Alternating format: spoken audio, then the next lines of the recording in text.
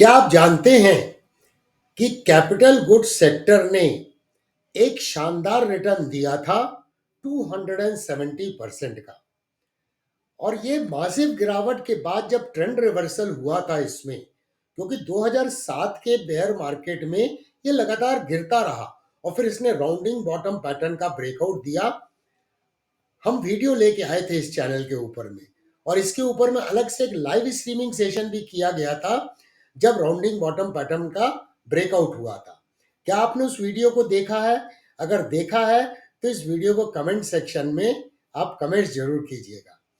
270% के रिटर्न के बाद इसने ऑल टाइम हाई बनाया और उसके बाद में एक मासिव करेक्शन रीसेंट टाइम में देखा गया।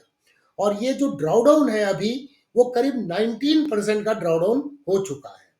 तो क्या ये सेक्टर इस करेक्शन के बाद में ट्रेंड रिवर्सल करके फिर से एक अच्छा रिटर्न दे सकता है?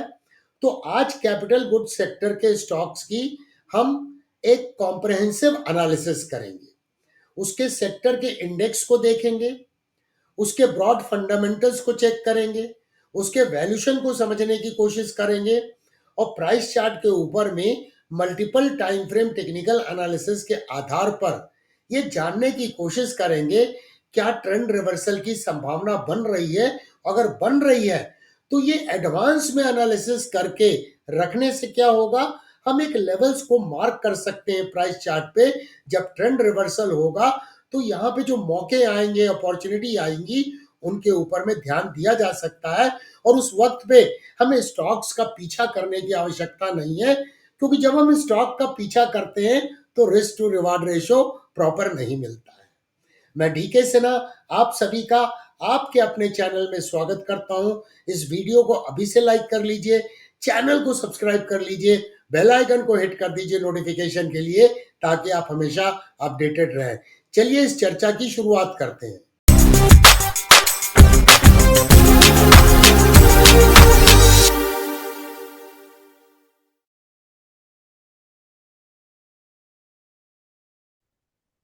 तो चलिए कैपिटल गुड्स सेक्टर की एनालिसिस करते हैं। पहले तो ये समझें, जो खास करके स्टॉक मार्केट के बिगिनर्स हैं, कि कैपिटल गुड्स होता क्या है। तो कैपिटल गुड्स को सिंपल तरीके से अगर हम डिफाइन करें तो इसे इंडस्ट्रियल सेक्टर भी कहा जाता है। और ये एक तरह का फिजिकल असेट है जो गुड्स एंड सर्विसेज को प्रोड्यूस करने में मदद करता है। और इनकी कैटेगरी कैसे बोल सकते हैं, जितनी भी मशीनरी होती हैं, व्हीकल्स होती हैं, फैक्ट्रीज होती हैं, ये सारे कैपिटल गुड्स कैटेगरी में आते हैं। कुछ स्टॉक्स जो हैं बॉम्बे स्टॉक एक्सचेंज के कैपिटल गुड्स सेक्टर में, वो स्टॉक है सुजलॉन है, एनबीसीसी है, आरबीएनएल है, एलएनटी है, एचएएल है, एबीबी है, बीएचईएल है। तो बहुत सारे स्टॉक्स हैं इस सेक्टर में। कैपिटल गुड्स को कंफ्यूज मत करिएगा कि कंज्यूमर गुड्स से। खास करके जो बिगिनर्स हैं मार्केट में, उन्हें मैं पहले ये क्लियर करना चाहूंगा कि कैपिटल गुड्स और कंज्यूमर गुड्स में अंतर होता है। ये दोनों डिफरेंट होते हैं। और कंज्यूमर गुड्स जो है वो हम अपने पर्सनल कंजम्पशन के लिए उन्हें बाई करते हैं, जबकि कैपिटल गुड्स को कंपनीज, मैन्युफैक्चरर, ये लोग बाई करते हैं गुड्स एंड सर्विसेज को प्रोड्यूस करने के लिए। कैपिटल गुड्स के अगर क्लासिफिकेशन को किया जाए तो machine tools and plant and machinery, PNM, तो इनमें जैसे ब्रॉडली समझने के लिए टेक्सटाइल की मशीनरी हो सकती है, अर्थ मूविंग इक्विपमेंट हो सकते हैं, इसके अलावा कंस्ट्रक्शन इक्विपमेंट हो सकते हैं, माइनिंग इक्विपमेंट हो सकते हैं और इलेक्ट्रिकल इक्विपमेंट हो सकते हैं। ये सारे चीजें कैपिटल गुड्स सेक्टर में कवर की जाती हैं। अगर हम डिमांड के सिनारियो को देखें इस सेक्टर के, तो इसका इलेक्ट्रिकल इक्विपमेंट का जो मार्केट का शेयर है वो एस्टिमेटेड है कि वो 125 बिलियन यूएस डॉलर का 2027 तक हो सकता है। और जबकि 2022 में ये कितना था, 52.98 बिलियन डॉलर्स। तो डिमांड ग्रो करने का एस्टिमेट है और संभावना है। इसके अलावा कंस्ट्रक्शन इक्विपमेंट की बात करें तो वो CAGR 15% से अगले 4-5 सालों तक ग्रो करने की संभावना है, as per the estimate of CII। इसके अलावा अपॉर्चुनिटीज, इस सेक्टर में क्या पॉसिबल अपॉर्चुनिटीज हमें नजर आ रही हैं। तो union budget current financial year के यूनियन बजट में कैपिटल आउटले जो है 11.11 लाख करोड़ का है। ये काफी बड़ा आउटले है, तो ये अपने आप में एक अपॉर्चुनिटी के रूप में हम देख सकते हैं। इसके बाद रोड के डेवलपमेंट का नेटवर्क का जो 2025-26 तक का टारगेट है, 2 लाख किलोमीटर का ये टारगेट करने का है ministry of surface and transport के अनुसार। अब यहाँ पे बढ़ते हैं और जानने की कोशिश करते हैं कि गवर्नमेंट का पॉलिसी सपोर्ट क्या है। इंजीनियरिंग सेक्टर को डी लाइसेंस कर दिया गया है, यानी 100% एफडीआई परमिट की जा चुकी है इंजीनियरिंग सेक्टर में। गवर्नमेंट के विजन प्लान 2030, ये प्लान एक एक्शन प्लान है जो मैन्युफैक्चरिंग एंड एक्सपोर्ट हब को डेवलप करने की बात करता है, कंस्ट्रक्शन इक्विपमेंट के लिए एंड इंडिया में वर्ल्ड क्लास इंफ्रास्ट्रक्चर को डेवलप करने में। अब इस सेक्टर का कंट्रीब्यूशन क्या है इंडियन इकोनॉमी में, तो इसमें देखें तो 12% इंडिया का जो कंप्लीट मैन्युफैक्चरिंग आउटपुट है उसका 12% जो है कंट्रीब्यूशन कैपिटल गुड्स सेक्टर से आता है। इसके अलावा जीडीपी का 1.8% कंट्रीब्यूशन कैपिटल गुड्स सेक्टर का है। एक नज़र अब वैल्यूशन पे डालते हैं, और ये हम वैल्यूशन जो डिस्कस कर रहे हैं कैपिटल गुड्स सेक्टर का इंडेक्स है बॉम्बे स्टॉक एक्सचेंज पे, तो उसके वैल्यूशन को हम चेक कर रहे हैं। तो पहले प्राइस टू अर्निंग मल्टीपल यानी पी रेशियो को चेक करते हैं। तो यहाँ पर आप देखिए पी रेशियो का हिस्टोरिकल चार्ट है, और ये हिस्टोरिकल चार्ट कब से? 2006 से। यहाँ पर देखें तो करंट पी रेशियो इसका है 45.59, ठीक है। और ये दो पीक आप देख सकते हैं पी के हुए थे।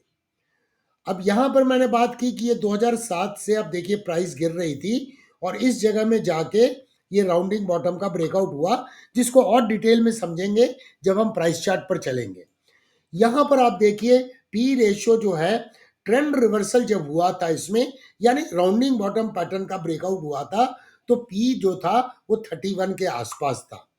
उस हिसाब से अभी भी पी रेशियो ज्यादा है, तो हम ये नहीं बोल सकते हैं कि सेक्टर अंडर वैल्यूड है, लेकिन यस मॉडरेशन हुआ है। और ये देखिए मॉडरेशन काफी बड़ा है, क्योंकि एक समय था ये पी चला गया था नियरली 118 119 पर, अब है पी 45.59। वहीं अगर प्राइस टू बुक रेशियो की बात करें तो पीबी रेशियो को अगर यहां देखें तो ये भी हिस्टोरिकल डेटा आप देख रहे हैं, तो करंट पीबी रेशियो है 8.25, और जब ट्रेंड रिवर्सल हुआ था माने राउंडिंग बॉटम पैटर्न का ब्रेकआउट हुआ था तब पीबी रेशियो था 3.9।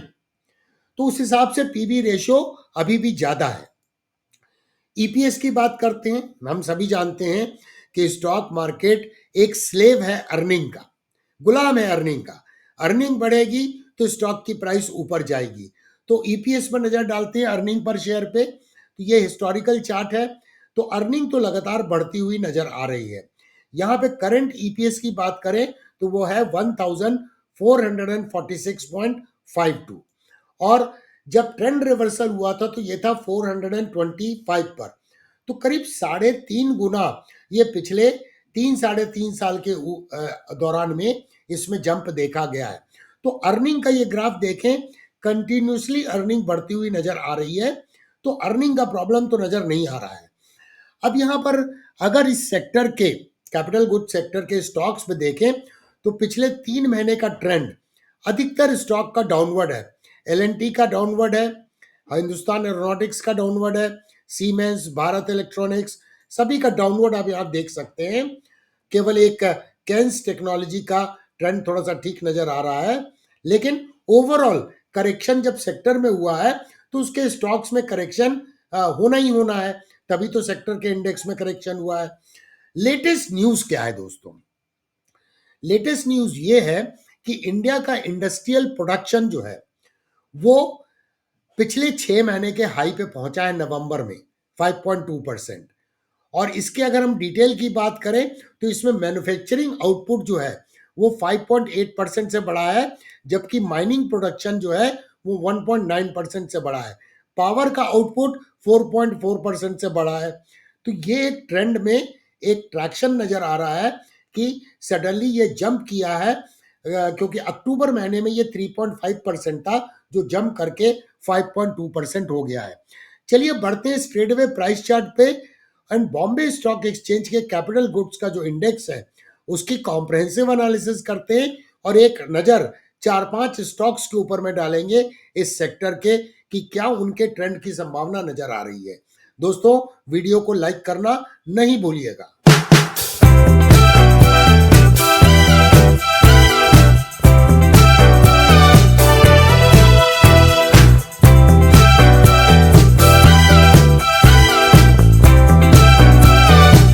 ये कैपिटल गुड्स सेक्टर का इंडेक्स है मंथली टाइम फ्रेम में बीएससी के ऊपर।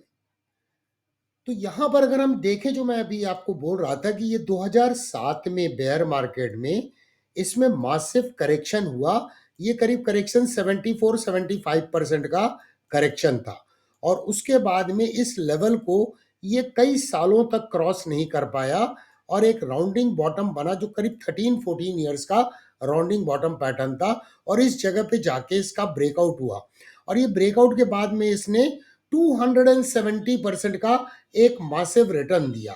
अब रीसेंट टाइम में देखिए ये करेक्शन हो रहा है और ये साइजेबल करेक्शन है, करीब 18.9-19% का करेक्शन इसमें हो चुका है।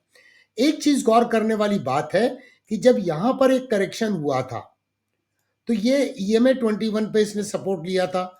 अभी ये प्राइस काफी काफी EMA 21 के पास पहुंचती हुई नजर आ रही है।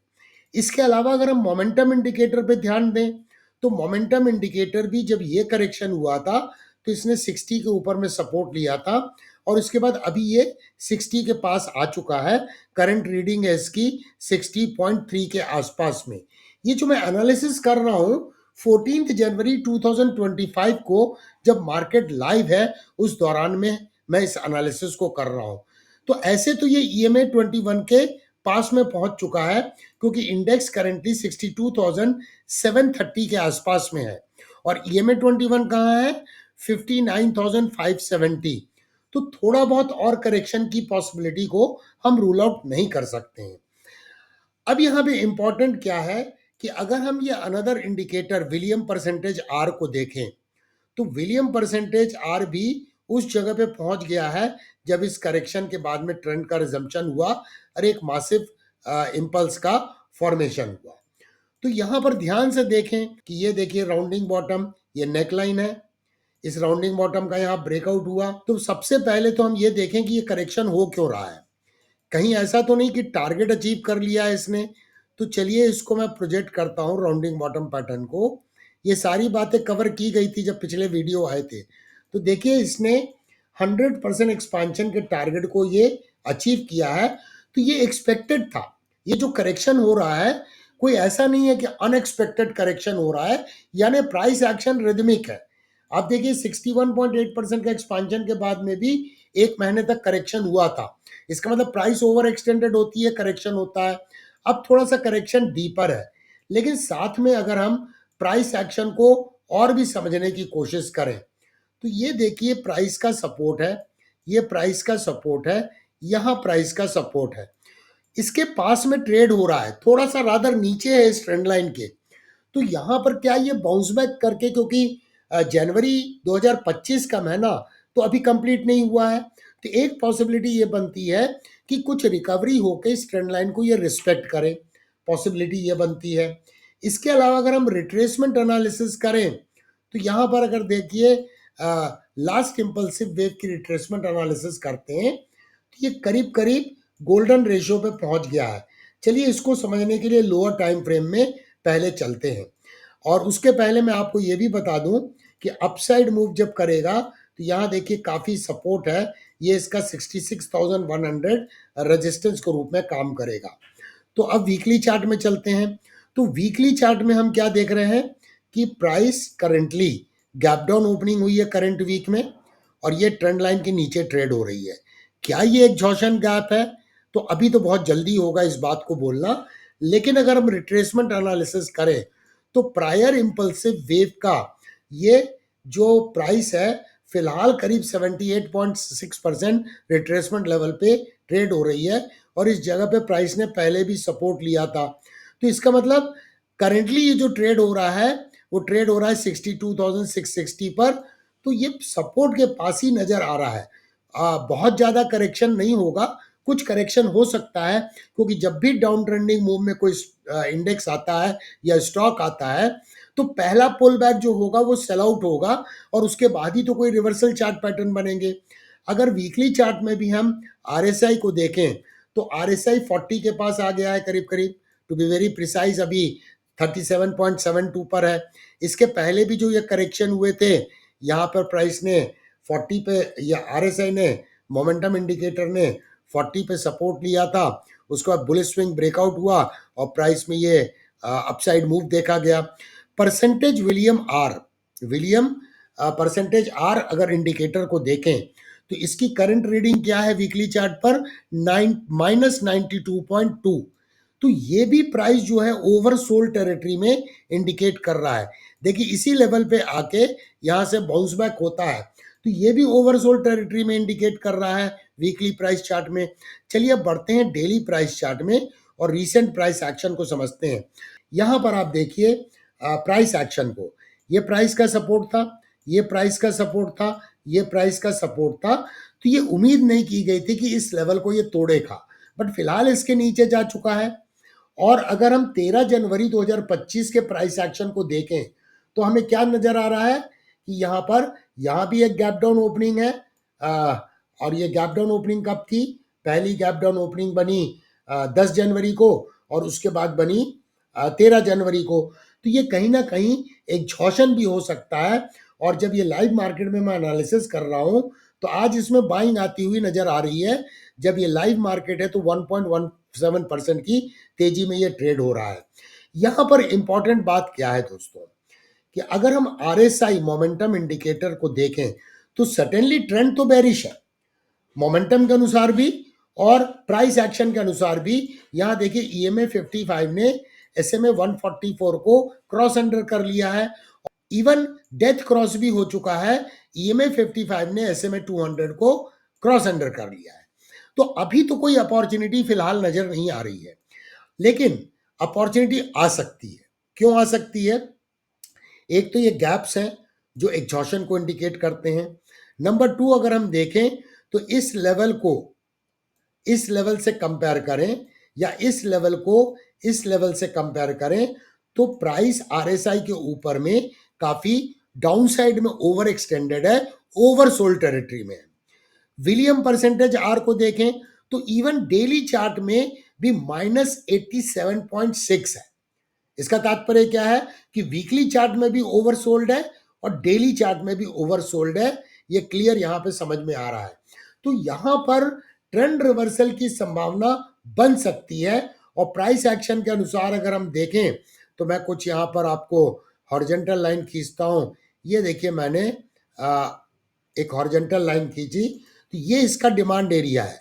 यहाँ देखिए ये कंटिन्यूशन चार्ट पैटर्न का ब्रेकआउट हुआ था, तो ये लेवल जो है 57,000 से लेकर 57,400 से लेकर 58,528, ये इसका डिमांड एरिया है।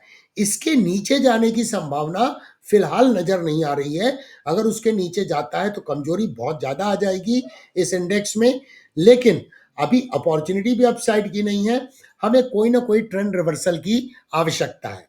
अब ट्रेंड रिवर्सल में या तो प्राइस पहले पुल बैक के बाद में सेल आउट हो, जो यहाँ देखिए रेजिस्टेंस है, ये लेवल क्या है 66,100, 61.8% रिट्रेसमेंट लेवल है जो हमने वीकली चार्ट में देखा। और साथ में प्राइस एक्शन भी कंफर्म करता है। यहाँ देखिए प्राइस का सपोर्ट था, प्राइस का सपोर्ट है, प्राइस का सपोर्ट है, तो ये लेवल एक इंपॉर्टेंट रेजिस्टेंस एरिया होगा। ये भी हो सकता है कि पुल बैक में प्राइस यहाँ जाए और फिर सेल आउट होके डबल बॉटम बने, और या फिर प्राइस ऊपर जाने के बाद में इनवर्स हेड एंड शोल्डर बनाए। शायद ये लेफ्ट शोल्डर हो सकता है, ये हेड अगर प्लेस में है तो प्राइस ऊपर जाके कुछ इस तरह का स्ट्रक्चर बनाएगी। तो हमें चाहिए reversal chart pattern, double bottom हो, ट्रिपल बॉटम हो या इनवर्स हेड एंड शोल्डर हो। जब उसका ब्रेकआउट हो जाता है तब इसमें ट्रेंड रिवर्सल के संभावनाओं को वो कंफर्म करेगा और तब इसमें अपॉर्चुनिटी को तलाशना पड़ेगा। ये एनालिसिस हम एडवांस में कर रहे हैं ताकि हम एक लेवल को मार्क कर सकें और वो डिमांड एरिया का लेवल क्या हो सकता है जिसे हमें चार्ट पे मार्क करना है, वो लेवल है 66,100 से 67,485 का लेवल। तो मैं इसको अलर्ट सेट करता हूं और वो अलर्ट सेट करता हूं 67,500 के ऊपर में। जब ये चला जाएगा तब इसकी एनालिसिस फिर करके देखना पड़ेगा कि प्राइस एक्शन उस समय पे क्या इंडिकेट करते हैं, क्योंकि पहला इंडिकेशन होगा मोस्ट प्रोबेबली प्राइस उस समय पे ट्रेड होने लगेगी EMA 21 के ऊपर एंड SMA 233 के ऊपर में, और उस समय पे एक क्लैरिटी बेहतर होगी प्राइस एक्शन की कि क्या ट्रेंड रिवर्सल की संभावनाएं नजर आ रही हैं। आप भी अपने चार्ट पे अलर्ट सेट कर दीजिए। जब वो अलर्ट ट्रिगर होता है तो इस चैनल के ऊपर में कमेंट्स कीजिएगा, फिर से चर्चा को आगे बढ़ाएंगे, नया वीडियो बना लेंगे। एक नजर डालते हैं कुछ इंपॉर्टेंट स्टॉक्स पे कैपिटल गुड सेक्टर के। ये L&T का प्राइस चार्ट है। हम क्या देख रहे हैं, ये एक रेंज में ट्रेड हो रहा है। यहाँ देखिए ये रेजिस्टेंस है, ये फॉल्स ब्रेकआउट हुआ था, ये इसका सपोर्ट है और इसी रेंज में ये ट्रेड हो रहा है। तो इसमें भी बहुत क्लियर है कि अगर ये 3,900 के ऊपर में ट्रेड होने लगेगा तब इसमें एक अच्छा लंबा टारगेट मिल सकता है, और वो टारगेट क्या हो सकता है, तब ये जा सकता है 4,250 देन 4,500 के आसपास में। तो फिलहाल इसमें भी अपॉर्चुनिटी नहीं है क्योंकि प्राइस सारे क्रिटिकल मूविंग एवरेज के नीचे में ट्रेड हो रही है। अनदर स्टॉक देखते हैं भारत इलेक्ट्रॉनिक्स लिमिटेड का। ये स्टॉक भी डिमांड एरिया में है। ये देखिए प्राइस का सपोर्ट है, यहाँ प्राइस का सपोर्ट है, प्राइस का सपोर्ट है।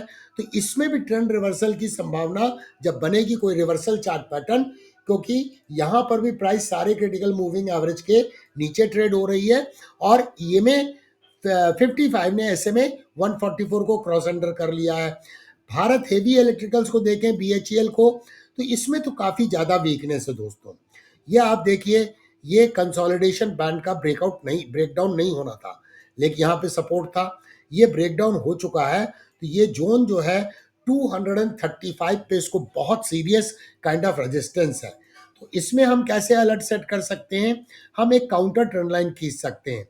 ये देखिए मैं काउंटर ट्रेंड लाइन खींच रहा हूँ और इस काउंटर ट्रेंड लाइन पे मैं अलर्ट भी सेट कर रहा हूँ अभी इस वीडियो के रिकॉर्डिंग के दौरान। तो ये अगर अलर्ट ट्रिगर होता है, ये अलर्ट, तो एक पॉसिबिलिटी बनती है कि प्राइस ऐसे जाके या तो डबल बॉटम बनाएगी और या फिर इसका ब्रेकआउट होगा। तो ये लेफ्ट शोल्डर हो सकता है, ये हेड हो सकता है। अब ये कहना मुश्किल होता है कि रिवर्सल चार्ट पैटर्न किस तरह के बनेंगे, डबल बॉटम बनेंगे, ट्रिपल बॉटम बनेंगे, या फिर इनवर्स हेड एंड शोल्डर का फॉर्मेशन होगा। हम केवल अलर्ट सेट करके रख सकते हैं चार्ट पे, ताकि जब ब्रेकआउट हो तो हम एक इन्वेस्टमेंट स्ट्रैटेजी या ट्रेडिंग स्ट्रैटेजी का निर्माण कर सकें और स्टॉक का पीछा ना करें।